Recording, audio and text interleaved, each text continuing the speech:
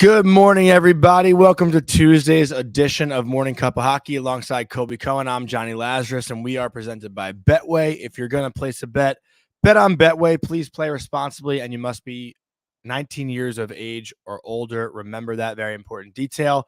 We got Frank Seravalli joining the show here shortly. Colby felt like you were about to say 18 and you caught yourself. I don't know what I was about to say, to be honest, but I caught myself thinking about what I was saying. You need to clean it up because I already can tell you're going to have a sloppy show today. Well, I was wired at I woke up at 6:30. I was wired, and then come 8:30, I was like, oh, I just used up all my energy this morning talking to Vic in our production meeting, and now I got to get myself going again here. But we got Frank Seravalli joining the show shortly. We're going to talk about everything that happened in Game 2 last night between the Florida Panthers and the Edmonton Oilers. And there is a lot to talk about. Colby, let's just get right to it. I mean, Leon Draisaitl on Alexander Barkov. I want to start with the hit. But before we do the hit, I just want to make a statement because I saw a bunch of comments on our episode from some upset Florida Panther fans that yesterday? Just over the course of maybe this last week or two leading up. And they feel like we haven't we don't think Florida's a good hockey team or this or that. And just because you might pick one team or the other in a series, it doesn't mean you're, you don't think the other team is good. Look, the amount of times on this show that I've said Florida is the best team in the NHL. Dude, we've literally been hyping up Barkov for a full week. It's crazy. So yeah. I just want to say, listen to us talk. Don't just hear what you want to hear. Okay, because we are so positive about the Florida Panthers and everything that they do. But it's okay for us to say we want to see 7 games. We want to see Connor McDavid star. Those things are okay as well. Also, in fairness, we have had a lot of Oiler guests on. We haven't really had many Panther guests on. Yeah, because I got to tell you something. There are not that many people that cover the team. It's a very limited amount of people that are with the team. We've asked Goldie to come on our show multiple times. He hasn't been able to. It hasn't worked with his schedule. Okay. We did get Ed Jovanowski, but they don't have a massive TV crew and they don't have 10 beat reporters and they don't have 10 athletic reporters. There just aren't that many people that cover them. So we just haven't been able to get as many voices to come to the show. But honestly, if we go back over the last 70 episodes we've done, how many times have we called Florida the best team in the NHL? We've done it plenty of times. So, don't be in your feelings so much. All right, let's talk about the hit. I wanted to say that. Yeah. Okay, so the hit. In real time, I didn't think it was that bad. I've seen replays now. I've seen freeze frames.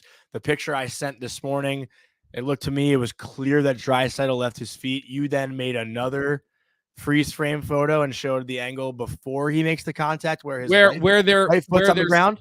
Where he first hits him and his right foot is still on the ice, completely on the ice. Mm-hmm. I mean, listen, I think if this is a regular season hit, it's a 1-game suspension. I do. But the fact that it's Leon Draisaitl, it's the Stanley Cup Final. I mean, I don't think that Barkov won't play Game 3. There's no status on him yet. I think Frank will come on and maybe give us an update on that. If Barkov's out for Game 3, that's going to be huge, and maybe that's more ammo to suspend Leon for 1 game. But I just don't see Draisaitl being suspended in the Stanley Cup Final. I don't think it's going to happen. Yeah, so I think it's warranted for a discussion.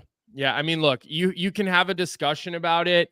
I think Draisaitl didn't take 20 strides. Okay, he came into the hit with his feet on the ice.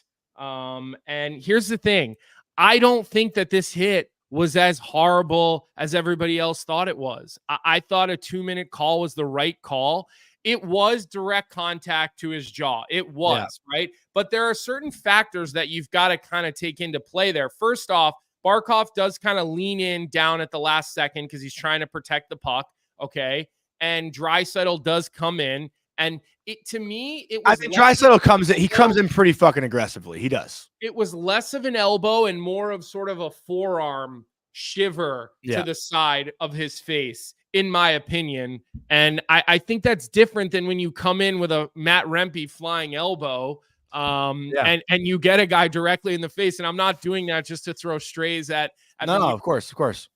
I just think that it was really different. Now, one thing that I was a little surprised at, if you call a 5-minute major, that can then be reviewed and can be brought down. Okay, they can bring a penalty down. I'm surprised they didn't look at it, but they must have been pretty sure that they didn't think it was that.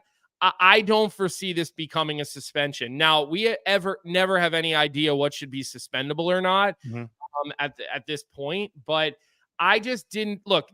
The outcome is terribly unfortunate because Barkov is the best player in the series, maybe just with his contributions. I also want to make one thing clear. If I am a Florida Panthers fan, I'm outraged. Yeah, of course. Fair enough. Yeah. Like, if I see my captain get hit like that, I would also want a suspension. I would claim that it's a dirty hit. Like, I would feel the same way that I think everyone that supports the Florida Panthers feels right now.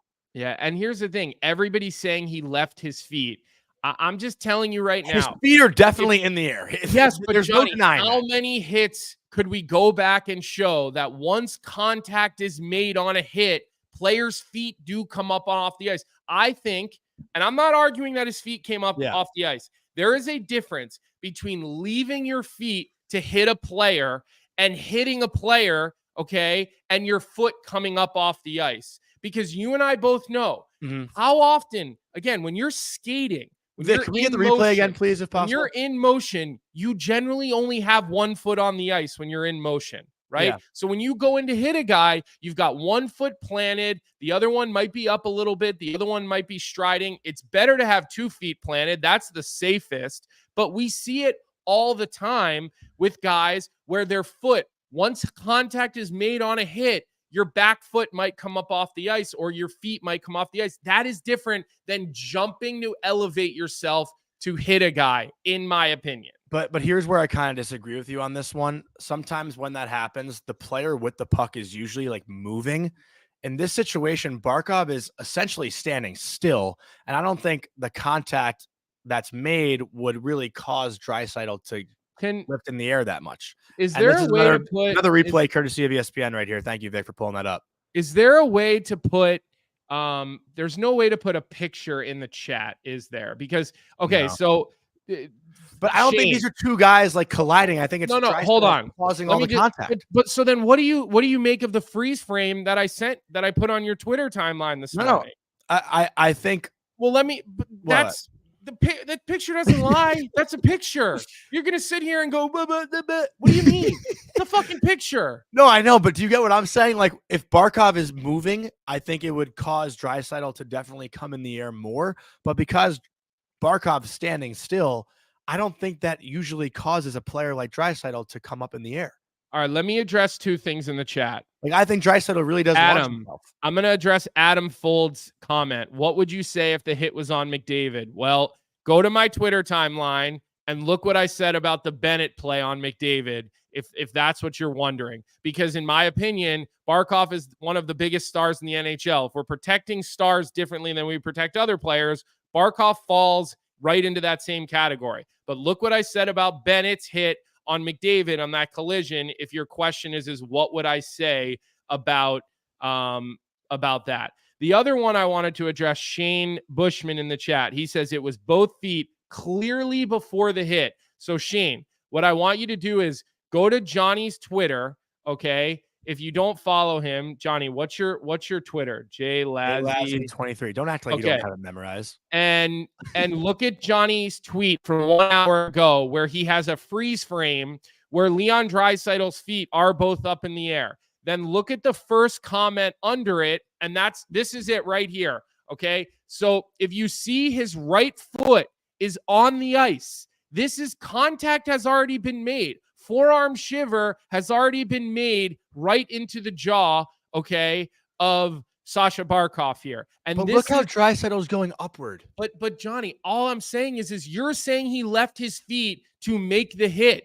This picture tells me you're wrong. His right foot is on the ice. Now, if it rolls, then yes, his foot does come off the ice. His right foot then does come off the ice. After the contact. But I've got people that are in the chat here telling me both feet came off the ice to initiate contact on the hit. It's not true. Look at the photo. You're just wrong. I'm sorry. This is not an opinion. This is a factual evidence picture. Okay. So let's bring Frank in. He's here. He's got a little bit of a tight timeline today because he's so busy doing about 100 different shows. So Jonny, let's get to Proraso and bring Frank in and talk to him a little bit about. So before we bring Frank Seravalli on, we're going to have this presented by Proraso, which is the most complete choice for shaving and beard care made in Italy since 1948. Proraso has been a staple of Italian culture and barbershops globally for 4 generations. So get 15% off at proraso-usa.com with our promo code Hockey15 in all caps Hockey15. Let's bring on Frank Seravalli. Frank, what did you make of the hit? Do you think a suspension's warranted? Give us everything that was going on in the building last night. I don't love the hit, but I don't think a suspension's coming. I think my biggest concern about the hit was exactly what you guys were just talking about in the idea of Draisaitl leaving his feet. It's, as you guys know, having been high-level hockey players, it's really natural for your feet to leave the ice surface after making contact, which is, as Colby pointed out, I believe exactly what happens here. And more to the point, when it comes to this hit in general, I'll offer you 2 things. One, I don't love the arm contact and placement and where that connects, but that is as routine as it gets when it comes to a hit in the NHL. So that's not suspendable. You see that hit thrown 100 times. You see it happen. Yeah. And so that brings me to my second point, which is this. If you have to squint really hard and try and find a reason to suspend a player, I can tell you almost for certainty that player is not getting suspended when it comes to a Stanley Cup final. Yeah. Right. And look, we hate the outcome. Barkov is a star.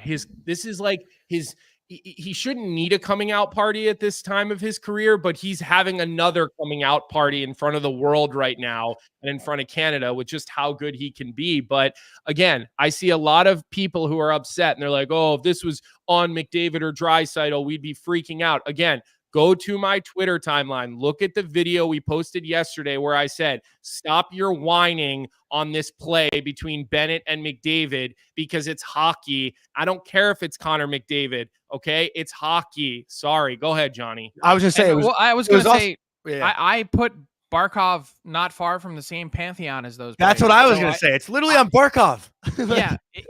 I would have the same feel whether it was those guys or whether it would be anyone else. This is Chris, who I believe at another point this was also wearing a full facial mask because he had some issues with his jaw. This is probably the biggest issue, is that it's a reoccurrence of that. Now, Paul pretty down after the game last night. I would describe his post-game media avail as joyless. It's kind of amazing for him and for a team being up 2-0 in a Stanley Cup final game in which they allowed 0 high danger chances against at 5-on-5. The coach would be a little happier. And I think the reason he wasn't is because he knows that Barkov is in a tough spot now.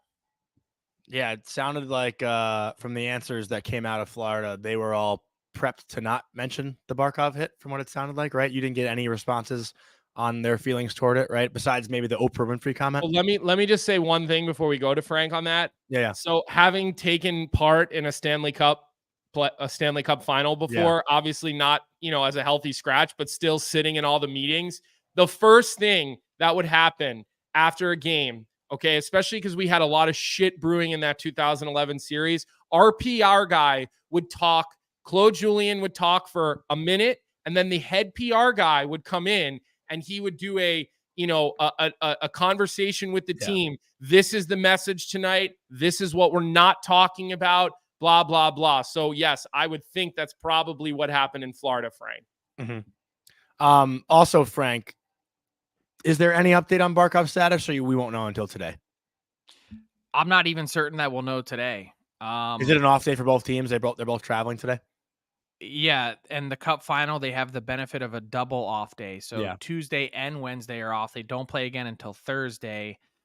Well, I meant like practice and whatnot. I imagine they'll practice tomorrow, or at least get together tomorrow for availability. Yep. Yeah. Wednesday, there will certainly be availabilities in Edmonton. Look, I don't know the severity of it. I don't know exactly how broken jaws work. I remember Zdeno Chara sitting on the bench with his in 2019 for Game 7. Some players can go, some can't. It's not even a pain threshold thing. I think it's a doctor's call of what kind of danger you might be in should you take another hit. And that's also making the assumption that it is the jaw, but watching the way he skated off holding his jaw, I can't imagine that that's not it. And here's something that maybe it's a comparable, maybe it's not, but something that I think about as well. Colby, to your point before about people saying, what if that was McDavid? What if that was Draisaitl? Well, in 2022, not to make this about like the Rangers or Penguins, but Trouba threw a pretty bad hit on Crosby. No suspension. Crosby was out for the rest of Game 5 and Game 6. Changed the whole series. Like this could be one of those significant moments where if Barkov doesn't play in Game 3, who knows what the hell happens, right? Like that's a huge loss and a huge hole to fill for Florida if that's the case. And the benefit for the Oilers, not that this really matters so much, but they're going back to Edmonton where Draisaitl will get all the support no matter what. Had this been the other way where Draisaitl throws his hit and they're going back to Florida now, maybe it's different treatment, but he's going to have his home crowd behind him no matter what. Are you saying you're afraid of Panthers fans, Johnny?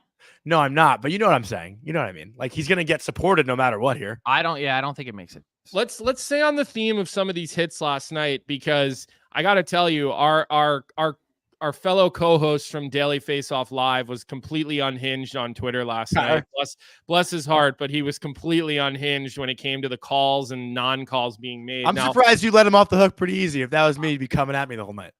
Well, I like him a lot more than I like you, so I think that goes without saying. But what did you think of the Warren Fogle 5 in a game, Frank? Because to me, I thought that was 100% the right and easiest call the officials had to make in that whole game. There's a look at it from our friends over at ESPN. I know we kind of caught you on the end of it, but you can see it here. I thought they did a great job with this, and I thought there was no question. What was your take on this one, Frank? I actually didn't like it. I thought that this was a 2-minute minor. Really? Look, if you watch Warren Fogle, his position and body position doesn't move the entire time. His leg stays, look at it, it's dead straight. Yeah, but he leads with his leg, and that's my problem, Frank. That's and this is what the argument is with Kevin Bieksa. He talked about it on Sportsnet, I believe, last night, saying that he agrees with what Frank was saying, because when you see a knee like this, we're used to seeing the knee stick out, right? Outwards, not straight. And that's the argument on this. But to Kobe's point, the fact that he is leading with the leg, that's what makes it dangerous. No? Not really. I mean, it depends on, like, if you can roll it back further, wasn't he turning? Who, Luosterainen?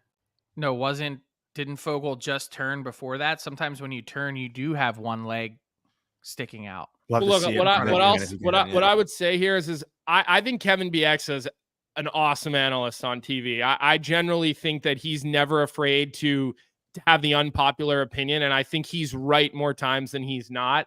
I just disagree with him here. I think you're leading with your leg. I think a lot of people were comparing it to the Bennett play, where Bennett got 2 minutes. And I think the biggest difference to me is when you watch the Bennett play, Bennett is leaning forward with his body and his shoulder, and then he gets juked, and then there's leg contact, which is why I believe it's a trip, where Fogle, I thought, led with his leg, and I thought was just complete leg-only contact. So I thought that they made that call correctly, and I don't think it should be suspendable, because I don't. It also wasn't knee on knee. It doesn't matter, like though. Inner thigh, right? You can't really lead with your leg like that. I don't. Here's a video courtesy of Sportsnet where you could see a little bit of what Frank's talking about here. Yeah, see, I thought they got this right. To me, okay, that one. I'm not going to I certainly don't think it rises to anything more than that. I think 5 minutes is generous. And I think when you watch the player, I was sitting at that end of the ice and I saw Luosterainen down and he didn't move. And I was like, man, this guy's in serious trouble. He might have just blown out his ACL. When you watch the reaction of the knee, we've seen it a million times. but then he laid there until he made sure that he got the call, and then he got up. And I thought that was like, it's next level. Like you think the refs then confer, they watch it, the situation room, those people are on site from hockey operations, like they help make the call. Like I just 2 minutes would have been just fine. Mhm. Frank, to that point too, I will support you there because there's two sides to this. I've been hit like that before, and trust me, it fucking kills. And it's a complete dead leg. You feel like you can't get up, but I know there's teammates probably also sometimes. I'm not saying the Panthers are guilty of this, but people come over to you and say, milk it, milk it, milk it. I'm sure the trainer's sitting there going, he's asking the trainer, what are they doing right now? Yeah, yeah. They're conferring scores. That's part of the game, though. Those are real conversations. No, and I'm not. Hey, look, play it up. Like it's the Stanley Cup Final. Like but they've done that a lot in these playoffs. The Panthers have played dead quite a bit. They have. Well, I hear you, and I'm agreeing with you, saying like I think it was overblown. Like I think this call was a little bit too heavy-handed. Look, but I'm not one of those people that sits here and is critical of the officials. Not to say that they don't deserve it at times. Just I didn't walk away from that game last night going, man, those guys really bleeped it up tonight. Oh, I didn't either. No, I saw a lot of people tweeting that, being like, hey, this was one of the worst refereed games of the playoffs. It was pretty normal. It was a normal game for me. Yeah. I listen, I didn't have a massive problem. I thought, when you have Rooney there, like I know people will have their opinions about him. I think generally the games are called with a certain level of consistency. Look, I thought on McDavid's breakaway, I think, Tkachuk was really smart about that. He kind of, he got in the way as much as he could without making sort of an egregious penalty. You generally still see a call there because there is a freeze frame where the stick kind of gets on the hands of McDavid on that breakaway. But I didn't think the refs were bad. I really didn't either. I'm not pointing at the refs. I actually thought I give them a lot of credit for the play that, the penalty that they didn't call, Frank, on the potential delay of game call, because without being able to review that's a very difficult call to make. And I think we were learning in real time. Like I was not aware of how that rule worked, where it's when the puck leaves the stick and not when you start sort of your shooting motion. And we have an awesome replay of this from ESPN. It's not the first. Oh, here it is right here. Yeah. So if you watch the stick, the puck is still on his stick, even though his stick is already up in the air and he's already outside of the blue line. I mean, we're talking about inches here. The fact that they made that call correctly without being able to review it, I mean, I was very impressed by that. Totally agree. And I would say it also depended your viewpoint on that of where you watched the game. Because if you were in Canada and you watched it on Sportsnet, I'm not being critical of them, but they didn't get the explanation of it correct. And that's why it helps to have, I saw Dave Jackson in the press box last night, the rules analyst for ESPN, former referee. He was in the building doing the game for ESPN. They go to Dave Jackson and say, hey, what's happening here? And he explains it perfectly in the exact moment in time, which is it doesn't matter where you first touch the puck. It's any puck that's still in contact with the blade when it breaks the plane of the blue line. He nailed it in real time. Yeah. And so Oiler fans and in my feed, Canadian and me residents were tweeting all those things saying, oh, this is BS. What a blown call. And it's no, actually, you need to be updated on the rule book. Yeah. And that's like another one of those things where I don't know that, again, I'm no sympathizer here. I'm just saying to nail something like that without replay, really and impressive. To get the exact wording of the rule correct, knowing the rule book inside and out, that's really good work. Right. Critical all you want. They're not perfect. I'm just saying that's not easy to do. Yeah. Hand up. I was dead wrong on that. I did not see an angle where it was clear that the puck was outside the zone. Yeah, until this morning when I saw that angle from Vic. Like I really thought that they screwed that one up. Well, look, generally speaking, Sportsnet is miles ahead. But ESPN did a good job with this. Dave Jackson did a good job with this. The explanations were good. He's been good on Twitter. So it's a good point. So Frank, I know you've got to run here. Before we let you go, I just want to hit you with one non-Stanley Cup Final question. And it's actually more of a general question, because I know your phone's been busy. There was a rumor this morning. There's some talk about David Quinn joining Mike Sullivan in Pittsburgh. Anything else going on? Any news to break, or any things that you may now go and be talking about for the next couple of hours while you run the gauntlet of television or radio and television shows today that you might want to share or break on our show? Yeah, so I reported yesterday that Eric Tolsky is expected to be named general manager of the Carolina Hurricanes whenever this process wraps. I don't know if it's going to be this week, but that's going to happen. That is for sure. What happens with Marty Necas on the back end of, he's been deeply involved in that process as the interim GM this entire time. Will the Toronto Maple Leafs sooner rather than later get to a Mitch Marner conversation? They haven't yet, but that's also going to be coming. And I'd still be very surprised if he's a Toronto Maple Leaf next season. I'm going to hold firm with what I said. Single digit chance that he remains with the Toronto Maple Leafs next year. The coaching situations all seem to be generally pretty settled. It's trade season. It's buyout season. Buyout's not officially open yet, but teams are talking about it. The combine wrapped, and there's a lot of free agent talk. Teams have some RFA work to do with guys like Philip Hronek and Ukko-Pekka Luukkonen, and go down the list. There's tons of RFA guys that need some love too, and they're in full off-season mode. It's just about trying to juggle all these things at once, off season with also giving the Stanley Cup Final its due. Mm-hmm. Are like Florida and Edmonton's general managers going back and forth between the finals and the combine and that type of stuff right now, or they're just locked in with their teams? They're locked in with their teams, and you've got your scouting staff and your everyone that's involved in that, your mental performance side, whoever you decide to send to the combine, they're in on that. The even tougher part for the Edmonton Oilers is we don't know who's going to be their GM next year. Will Holland be at the draft as their GM? Well, yeah, he'd be finishing out his contract for sure, which goes to June 30th. But that's weird. We do not know who the next GM is going to be.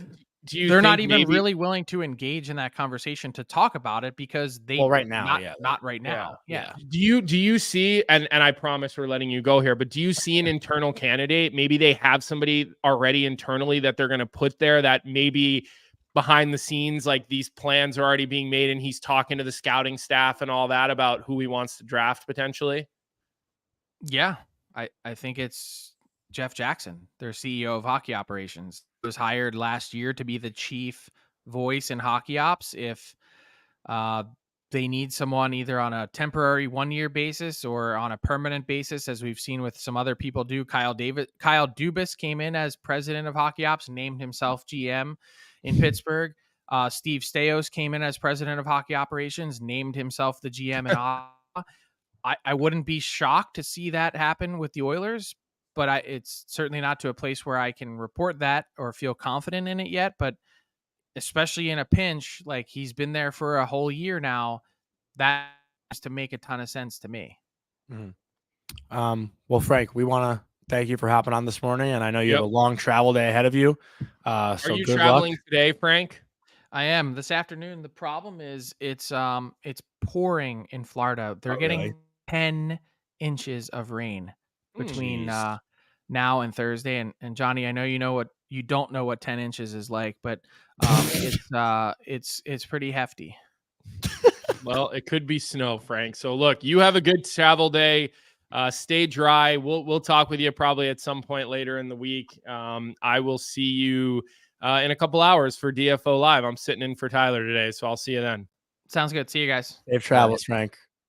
All right. So look, we talked about all the controversy from the game yesterday. A lot of discourse in the chat, a lot of disagreements. Well, there's one more thing I actually wanted to bring up. I feel like we have a lot of angry Panthers fans in here today, which is good. I kind of like that. A lot of people saying the Edmonton Oilers are like the dirtiest team ever. Like, look, this is the Stanley Cup Final. Like the dirty plays and the little subtle shots and the the video of Bouchard getting choked out by Ekblad. Like, this is what Stanley Cup Final. I mean, I was only involved in one. This is what it looked like. Like when we were going against Vancouver over 7 games, this is what it looked like. Guys were biting each other. One guy got stretchered off the ice. Nathan Horton actually really never played again. He was met, his back never really got right again after that hit. This is the price of, unfortunately, doing business in the Stanley Cup Finals. And look, like, to me, again, like I think that the Florida Panthers are I think they're bullies, and I love it. And that's how they play. And they just keep coming back for more, and they keep getting into the shit. And they got a number of guys who can do it. They can push you around. They can throw big hits. They can respond. I think they will respond to that Draisaitl play. But, look, we did not, and I certainly did not think Florida played an A game in game 1, right? I thought that was maybe a C game, and they won because their goaltender bailed them out. Last night, that was about as dominating of a 60 minutes as I've seen the Florida Panthers play in the playoffs. And that says a lot, because I thought that they were start to finish. They were phenomenal in 3 zones. I think when you start looking at the way they broke the puck out, they got into their forecheck. You watch how many times the Edmonton Oilers had to go D to D behind their net. They couldn't break the puck out. The forwards were leaving early. There was no support. They continued to create turnovers. They played physical. They played through. And it was that 5-8 yards running, first down, second down, shove it down your throat. I mean, look, who played well last night for Edmonton? I know McDavid had a couple of rushes where you're like, oh, here we go. Mm-hmm. He ended up in the corner most of the time last night. He really did. He did have a couple of looks, Jonny, but Draisaitl was completely invisible all game, other than that hit. That's why we're talking about him. Yeah. I mean, at least McDavid, like, there was no question on, like, effort. Right? I'm not saying it has anything to do with effort. I'm just saying he wasn't effective. Yes, he had the rushes up and down the ice, but what did they lead to? One and done, or he ended up kind of in the corner. And that doesn't mean he didn't make plays. He's McDavid, but not enough. Everything is on the outside. That's what Florida has done to everyone they played. The New York Rangers couldn't get inside on them. The Bruins had a little bit of success getting to the inside at times in the series, but they really couldn't either.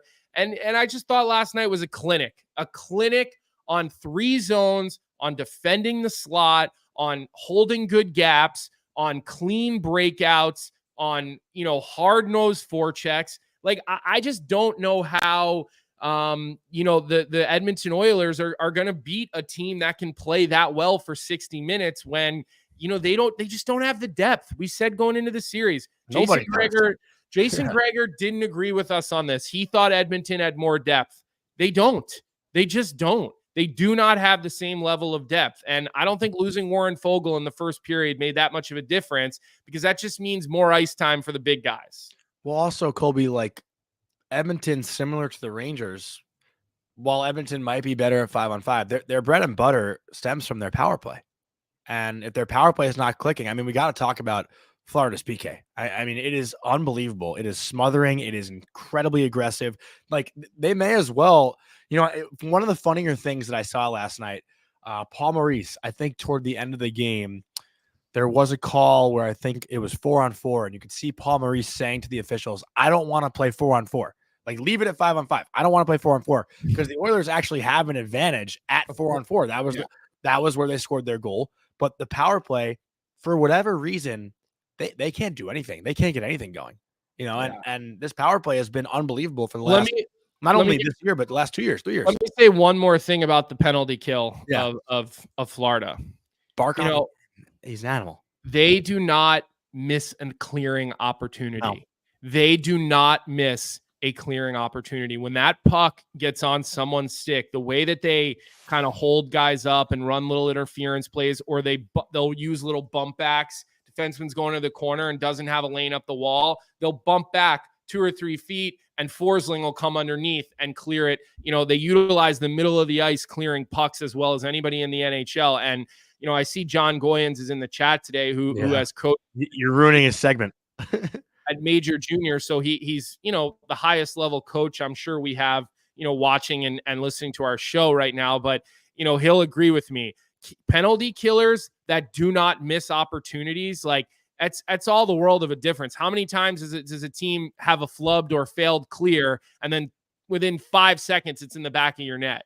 It's a kiss of death. So the details and the way that they just bear down, Jonny, and they take care of the puck, it's why their penalty kill is so good. And Edmonton's kill has been great. It's been great, but it was broken last night. And honestly, I didn't like that goal. The Rodrigues power play goal, I thought Skinner has to come up with that. And I don't think the deflection.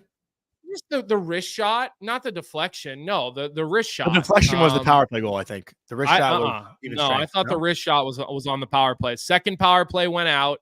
Are you sure? Yeah, I'm sure. I mean, I'm looking it up. It might have been the power play goal, the tip. I'm right.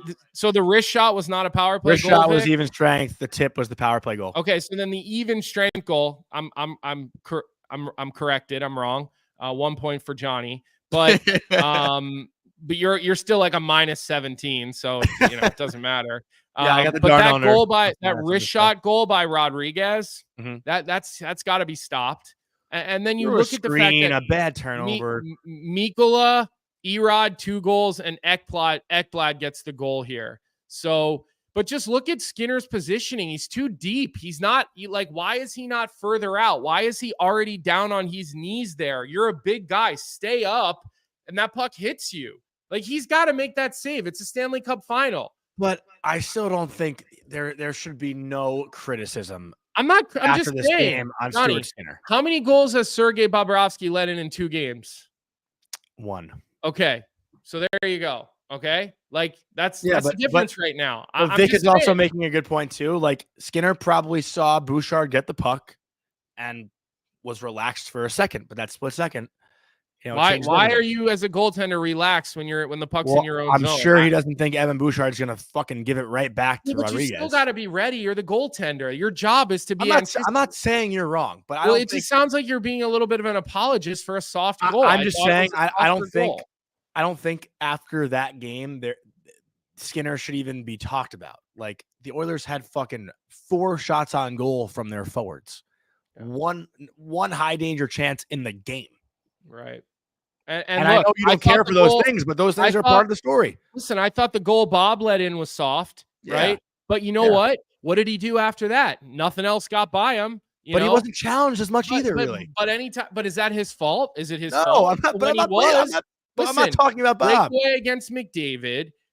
He's got that one-timer in the slot that goes off of his head. Like, he had to come up with some saves. Yeah. But again, he's coming up with everything that's coming his way. Let in 1 goal in 2 games. How are you going to win a series when you've scored 1 goal in 2 games? All I'm saying, my whole point was that the story of that game is neither Skinner nor Bob.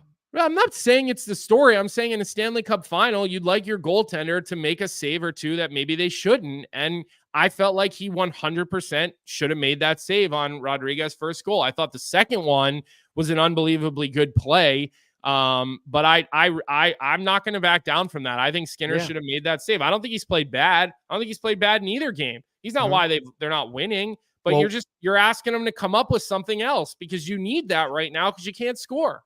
Yeah, and we have a question actually from Adam Folds. Do you bring in Pickard now? There's no shot in hell bringing in Pickard. No. And Pickard's a friend of the show. We love Calvin Pickard, but he's not coming in. No, it's not. But look at game 1. Game 1 is a perfect example. Edmonton outplayed Florida game 1 for 40 minutes, which we've rarely seen Florida outplayed in the playoffs. They got outplayed for about 40 minutes. Yeah. The third period, Florida got to their game, right? They got to their B game, okay? But Bob was the difference, right? We talked about Shesterkin.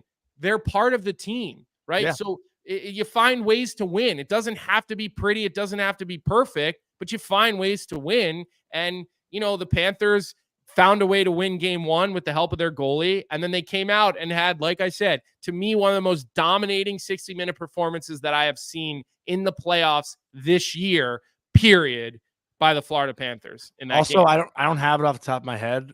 I know ESPN was talking about it a lot, but that third period goal differential for both teams, I think Edmonton was like -9, and I think Florida was like +16 or something in the playoffs.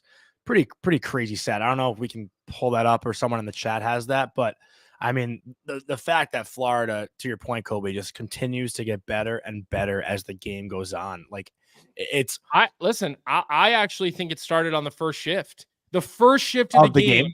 The first shift of the game, Florida was on top of Edmonton. Oh my God, the Barkov puck protection in the corner, and then there. The rebound. Skinner lets up that big rebound. I mean, the first two shifts of the game, it was like Florida was like setting the tone and the tempo for how that game, and then that transpired for 60 minutes. There was a little push by Edmonton, a little push right after that. That was it. The third goal, there was a little push.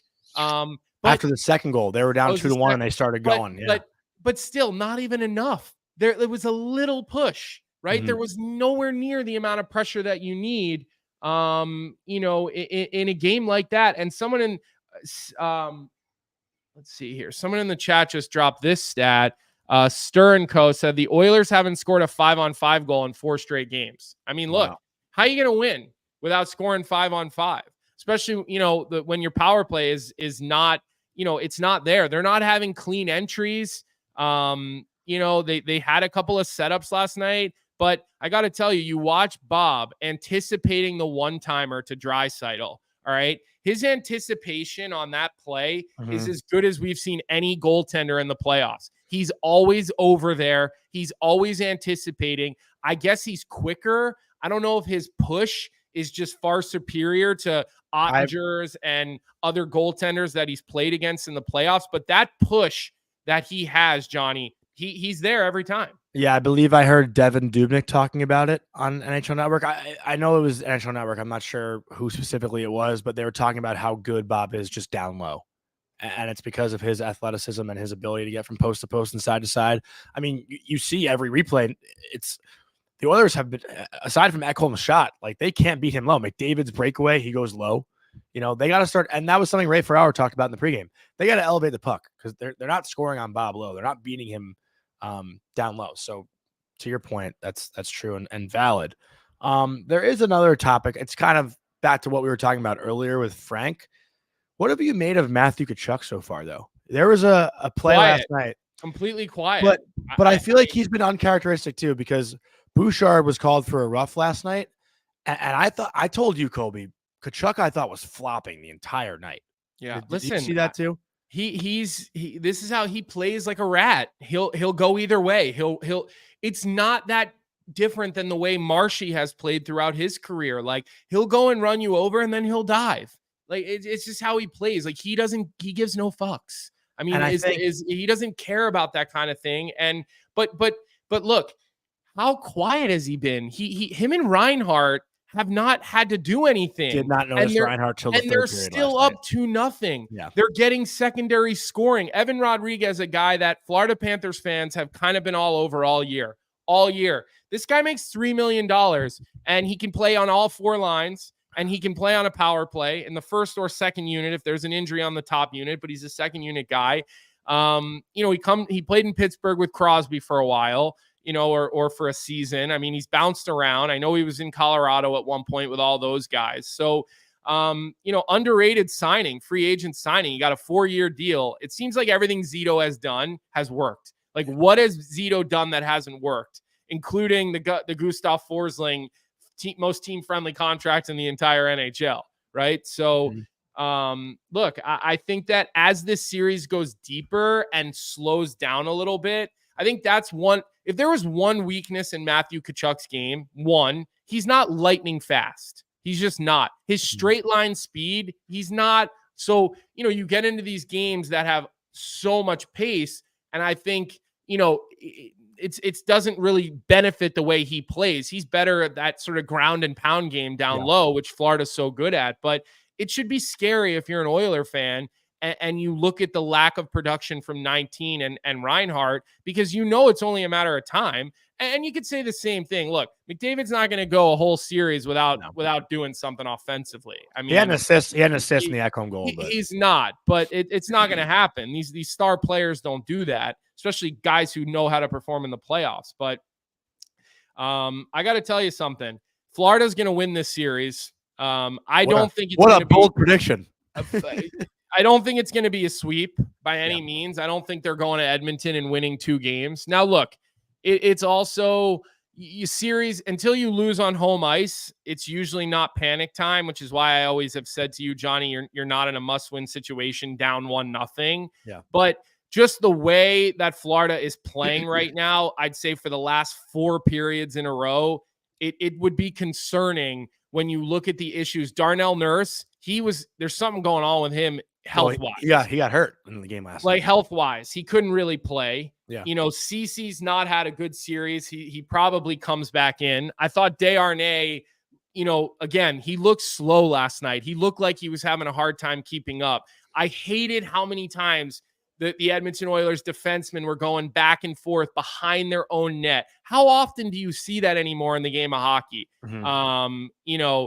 Where you're going D to D to D to D on a breakout. Everyone wants to play north. You just don't see it anymore, Johnny. Yeah, and there's a couple other things I do want to bring up. First, I will say from Vic just wrote this to us. Colby, does your mind change at all if Barkov's out for a game or two? I mean, it has to, right? Look, I think that if Barkov's out, I'd be very concerned about Florida's penalty kill. Yeah, I mean, listen, I wouldn't be very concerned about it because maybe very much dramatic, but they have other very capable players, and I think Florida's a well-oiled machine. Obviously, when you subtract a team's best player, of course that changes the way you look at it, especially a guy like you said, lethal with his stick, always in the right position, always makes the next right play, kind of controls the flow of a game because he's a centerman. So he's skating up and down the ice. He's playing in the defensive zone. Then he's, a lot of times wingers are, not standing around, but not as involved in the play in the defensive zone at times, especially when the puck is below the hash marks. Not the case for a center. So yeah, I would say that changes my mind a little bit, but again, I do not see the Edmonton Oilers winning 4 out of the next 5 games against Florida. They've just Florida's just been too good all year, and it's not to say Edmonton's not a good team, but I in this case, based on what I've seen, I just don't see it. So I'm happy you said that because now this is the other thing I wanted to bring up, and this is from Jack Michaels, who does play-by-play for Edmonton, who we are big fans of. I saw this tweet. Jack Michaels tweeted, heard it at 2-9-1, at 5-12-1, when Vancouver led 1-0, 2-1, and 3-2, when Dallas led 2-1 and 2-0 in Game 4. I can assure you they're not going away now either. Forget the officiating. Do what Florida did. Hold serve at home. Make it a best of 3, 18,347 ready to help. And listen, I mean, obviously there are going to be Oilers fans who try to think in the positive, and, every fan base does this, right? You can have the conversation, oh, well, if you told us in November we'd be down 2-0 in the Stanley Cup Final going back home, we'd take it. Every fan base that's down would have that mindset and mentality. I had it last round with the Rangers. But, in reality, we have counted the Oilers out a couple of times, and they've proven us wrong most of those times. So we're going to do that again. If they win Game 3, the conversation's different, right? We got a series again, but this is just how it goes, right? And we've heard coaches and players talk about it all postseason long. Each game, has its own story, right?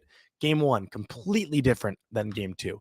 Game 3 will be completely different than Game 2. It's just how series work, but you have to think right now, and Colby, I'm not disagreeing with you, Florida is in full control. 100%. And unless there's some sort of, I'm not going to say miracle, but there has to be one thing that happens to just give Edmonton a little bit of hope now, because when they had it, Bobrovsky totally killed it, and they had no sense of it in the last game.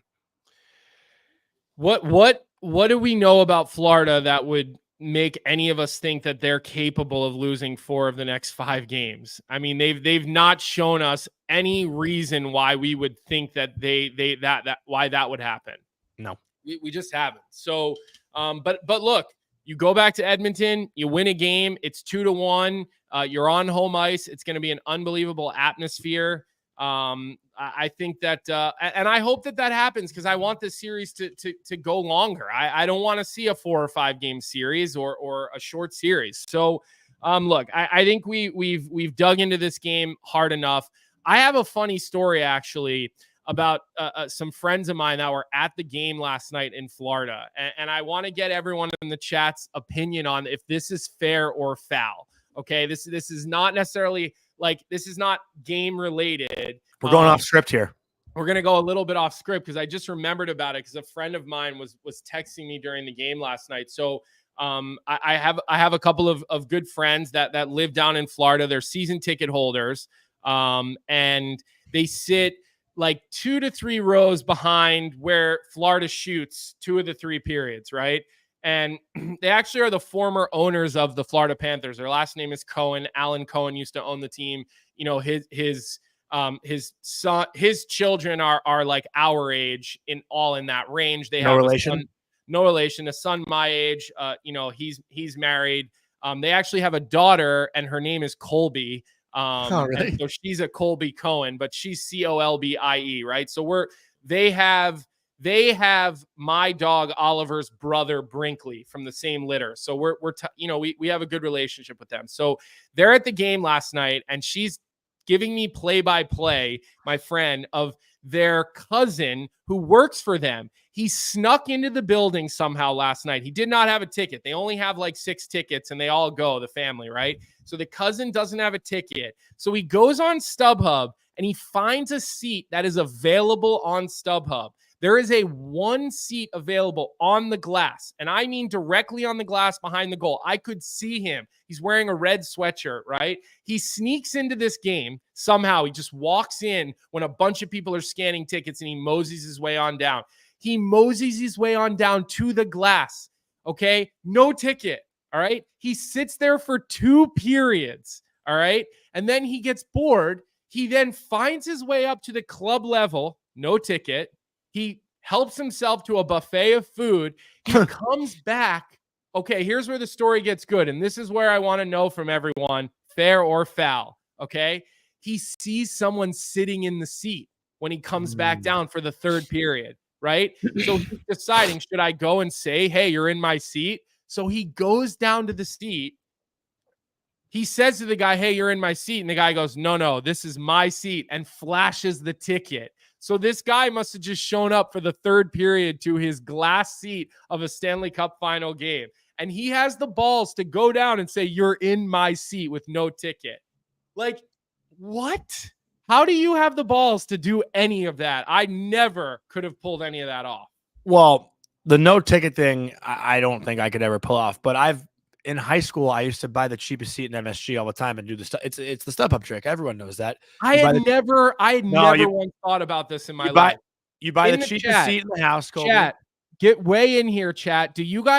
Have you ever thought about looking at StubHub to see what ticket was available and going down to it? I've never thought of this before. It's the oldest trick in the book, and now it's actually elevated even more because now kids can actually like Photoshop on Snapchat, so you can screenshot your ticket, your e-ticket or mobile ticket, and you can actually go on Snapchat and like put numbers over the section and the seat. And I know kids that do this religiously that like will put row 1, seat 1 over the ticket they purchased on like their Snapchat and then show that and go down to those seats. It's like the craziest scheme ever. But Colby, in high school, I would buy Ranger tickets for like $75 and then I'd check StubHub at puck drop and go to the seats that were still available on StubHub. It's like the oldest trick in the book. Trader Ryan says he snuck into Rexall Place. Obviously Rexall was the old. I've never snuck in without a ticket though. That's insane. But like I'm too tall. But wait. As I'm saying that, the guy who did this, okay, he's my size. He's a big guy with a beard. Like he's like a 6'3" big dude. So like it's not like he just slipped in and he's just like little. And I would be too scared to try to do that. No, the StubHub thing though it's the oldest trick in the book. My friend's dad actually. So my friend's dad, and I won't say who it is, but so he would always find seats on the side where the Rangers were shooting. So he'd buy tickets, then he'd go on StubHub and go to the side the Rangers were shooting the first. Then he'd find 2 more seats in the second, and then he'd go back in the third. It's literally the oldest trick in the book. Yeah. Well, I just thought it was funny. I know I went off script there, but like, has it in him to go up to the press? I mean, to the club level, okay, and go into the suites to get food. And he's like documenting it, sending pictures in like a group text, and she's showing it to me. I'm literally cracking up. I'm cracking up the whole time. I've never thought about that, Johnny. I've never done anything like that. We have a funny comment from High12377. Pro tip: buy standing room and sit on the bench with the players. Best seats in the house. Colby clearly failed middle school physics. Yeah, I mean, it seems like a brilliant idea to check StubHub, but I never once thought of that. In the years that I've gone to sporting events, I mean, how often are you really going to a game? I feel like you don't go to games that much. Though. Yeah, not really. Not unless I'm working generally. I like watching at home. So, all right, Jonny, look, before we do our Betway, and we look at some odds, anything else around the league you just wanted to hit on? Frank mentioned Tulski. We can dive into that a little bit more tomorrow. There's no game. We have, no game tomorrow night. So we could talk a little bit about the fit of Tulski, and maybe we can look at Carolina's, situation a little bit tomorrow. There was the report this morning about David Quinn to Pittsburgh. That makes a lot of sense. Quinny and Sully, they were teammates at BU. I know they're good friends. They golf together. Quinny is perfect defensive coach. And if you remember, they fired his assistant, Todd Reardon, who's been with him forever, Sully. So there was an opening on that staff. So that makes a lot of sense to me. I'm not surprised to see that happen at all. And I think he can help their decor. I really do. So I don't know if there's anything else that you wanted to get into, Jonny, before we look at Betway, or we can kind of save more stuff tomorrow. And just a couple of things to all of our listeners here today. Give us a like on this episode if you're enjoying it. I know there's a lot of discourse on today's episode. I think a lot of you think I'm crazy. I think a lot of you are crazy. So we can at least agree on that. And we can be crazy together. When we don't agree on something, we can just agree that we think the other party is insane.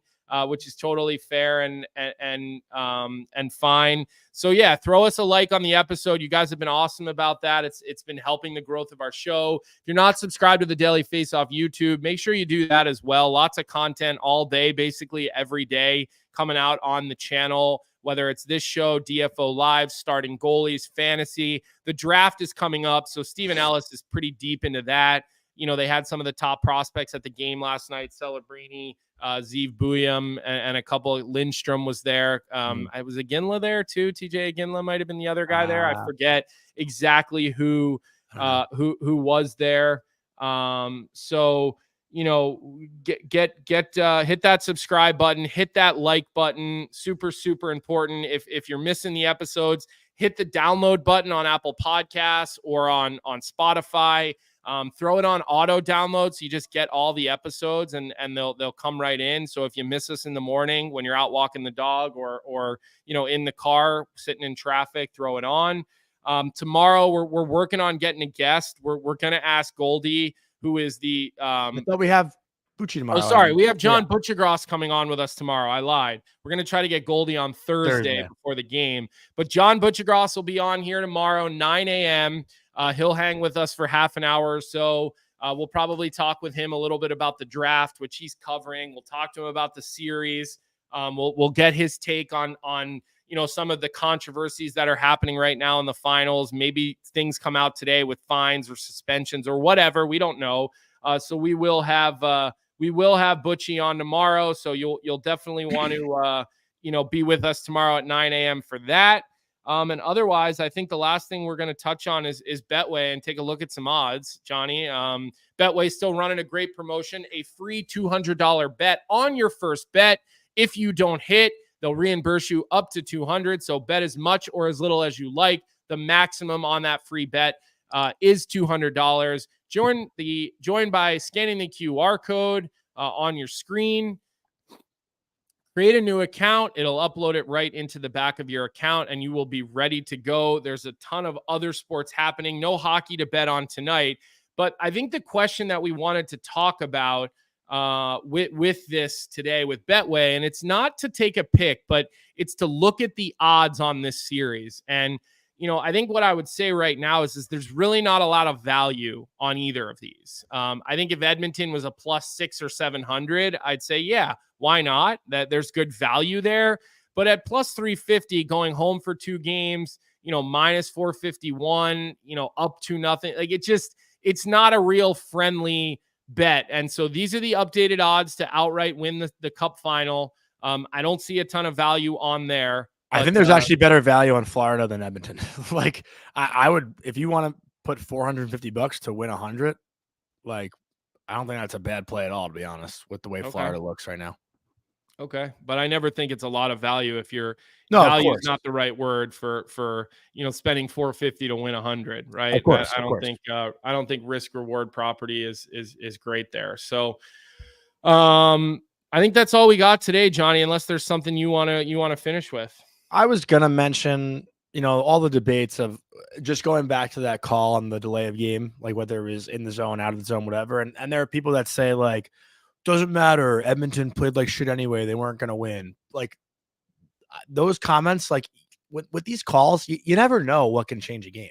Like it's not a guarantee Edmonton would have scored in the 5-on-3. But they made the right call, by the way. Of course, but I'm just saying hypothetically, you can't just assume that they're going to lose that game if no matter what, right? Like I just think sometimes those comments are a little bit out of whack or however you want to say it.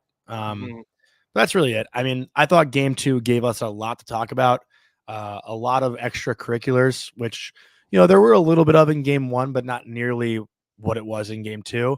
Very curious to see what happens with Barkov, with Darnell Nurse. Like there's a lot to keep your eyes on here, and Draisaitl potentially getting suspended.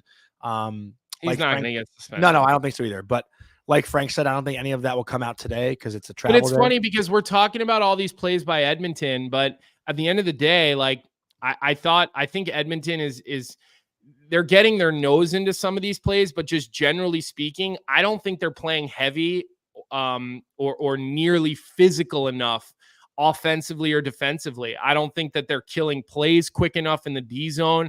I don't see enough Edmonton forwards willing to lower their shoulder and possess the puck below the tops of the circles. I see, the defensive group for the Florida Panthers winning almost every battle on top of the puck, in their own zone. So Edmonton's going to need to play more physical and heavier. Otherwise, Florida's going to continue to run them out of the building. Like that's just what Florida can do if you don't play that game. And I would expect to see Corey Perry in game 3. I would think without a doubt see Corey Perry come back into the lineup. Yeah, I'm just laughing. Weinberg 85, who always has some funny shit to say, said I'd bet on Jonny for an anytime bad take. Yeah, that's a safe. Very good. That's definitely a safe. Right, that's probably minus 450 also. Come into the show tomorrow early. Get in for 9 a.m.